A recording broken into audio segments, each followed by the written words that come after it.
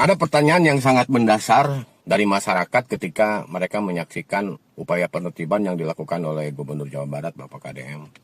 Apakah upaya semacam itu bermanfaat secara jangka panjang atau hanya bersifat sesaat saja? Pertama ya harus kita akui dulu bahwa apa yang dilakukan oleh Gubernur Jawa Barat itu adalah merupakan upaya yang sangat baik, sangat manusiawi, karena dilakukan dengan tidak hanya direlokasi tapi juga diberi kompensasi.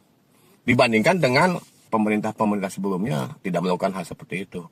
Yang jadi persoalan ketika dihadapkan pada realita di lapangan, di mana area pasus-pasum tersebar di daerah padat penduduk, kebanyakan di wilayah perkotaan yang aktivitas perdagangannya sangat tinggi.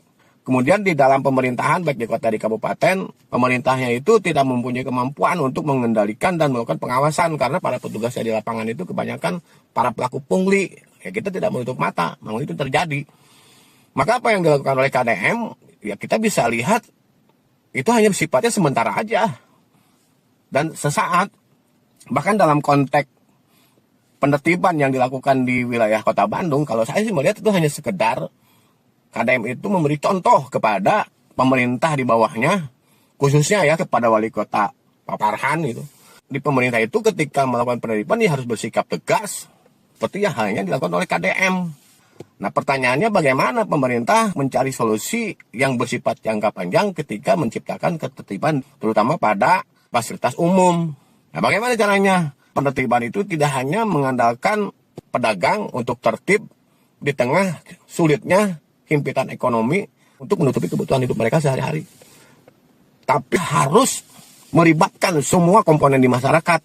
Dan yang paling penting itu pihak pembeli pun mestinya harus dituntut untuk turut bertanggung jawab di dalam menciptakan ketertiban. Ini bagian dari PR ke depan pemerintah untuk memastikan bagaimana menciptakan ketertiban di masyarakat itu hadir dari kesadaran hukum. Ya salah satunya buat perda yang tidak hanya mengatur para pedagang tapi juga mengatur pihak pembeli. Kalau pedagang tertib, maka pembeli pun harus taat pada aturan. Tidak boleh berbelanja di tempat sembarangan yang dilarang berjualan. Nah kalau mereka melanggar, beri sanksi. Sanksinya pun alangkah baiknya berupa denda atau sanksi sosial. Dan terakhir kepada para anggota DPRD itu, kerja hanya mengotak-atik APBD. Apalagi itu yang terakhir itu ngurusin dana hibah. Ya cobalah kerja serius, buat aturan yang adil. Dan selama ini kan yang diatur hanya pedagang, berarti kan itu diskriminasi. Tidak ada ya buat masyarakat, harusnya juga diatur pembeli. Ya buatlah aturan semacam itu, kan begitu. Kalau mau lorwai kan gitu.